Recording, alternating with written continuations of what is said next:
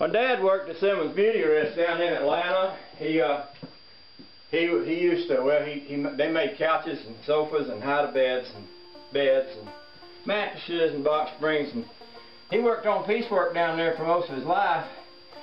And after a certain point, they got real, I don't know, they decided that they could do a lot better by firing all the Americans and moving the plant overseas, so they fired all of them.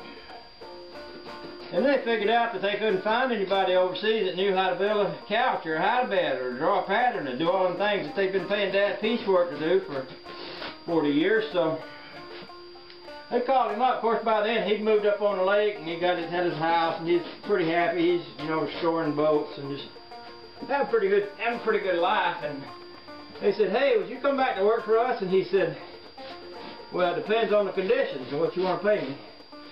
So he worked out a deal where he cut patterns in the basement of his house up there on the lake.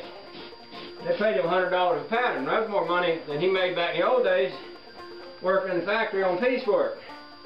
So he liked that pretty good, and he did that for a few years.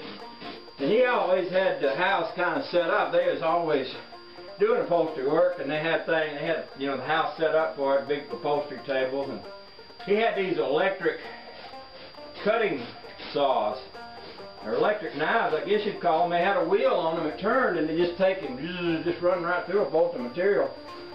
And some of that material is pretty heavy, you know, naugahyde couches and leather couches and all kinds of stuff like that. So I never really tried to acquire a lot of Dad's equipment because I didn't know how to use it, not that upholstery equipment.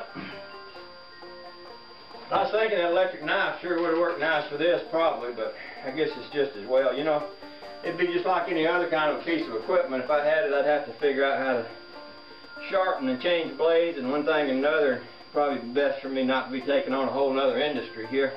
I got about enough on my plate just trying to keep a few old cars and an old house running. I just thought I'd throw that out there, you know. Anyway, okay, so that's number 2. Let's cut another one.